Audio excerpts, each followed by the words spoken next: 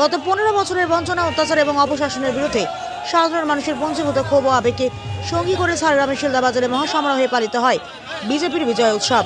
রবিবার শিলদা মণ্ডলের পক্ষ থেকে এই বিশেষ কর্মসূচির আয়োজন করা হয়েছিল। নির্বাচন পরবর্তী এই বিজয় উদযাপনকে কেন্দ্র করে স্থানীয় বিজেপি কর্মী সমর্থকদের পাশাপাশি সাধারণ মানুষের মধ্যে ব্যাপক উদ্দীপনা ও উন্মাদনা লক্ষ্য করা যায়। এদিন সকাল থেকেই শিলদা বাজারে সাধারণ মানুষের উপচে পড়া ভিড় তৈরি হয়। এলাকার বিভিন্ন মোড়ে এবং মূল রাস্তায় আবির খেলায় মেতে ওঠেন উপস্থিত আবার বৃদ্ধ বনিতা।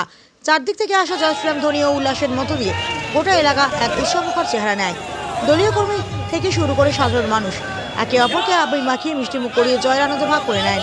এই উৎসব চলাকালীন সংবাদ মাধ্যমের মুখোমুখি হয়ে তীব্র ক্ষোভ উগরে দেন জেলা যুব মোর্চার প্রাক্তন সহ সভাপতি তথা বর্তমান সক্রিয় বিজেপি সদস্য সমীর মাহাতো।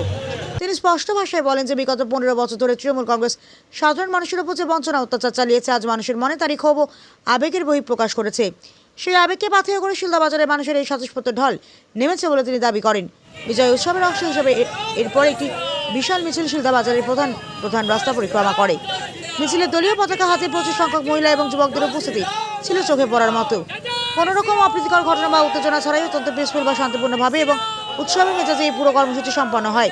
স্থানীয় নেতৃত্বের দাবি এই জনজোয়ার প্রমাণ করে দিয়েছে যে সাধারণ মানুষ এলাকায় পরিবর্তন ও সুশাসনের পক্ষে রায় দিয়েছে। আমাদের শিলদা মণ্ডলের পক্ষ থেকে বিজয় উৎসব পালন হলো। গত 15 বছরের বঞ্চনার বিরুদ্ধে মানুষ যে আবেগ, যে অত্যাচার হয়েছিল তৃণমূল করেছিল সাধারণ জনগণকে, সেই আবেগকে ছড়িয়ে আজকে প্রচুর মানুষের ঢল নেমেছিল শিলদা বাজারে। আজ সেই বিজয় উৎসব পালন হলো।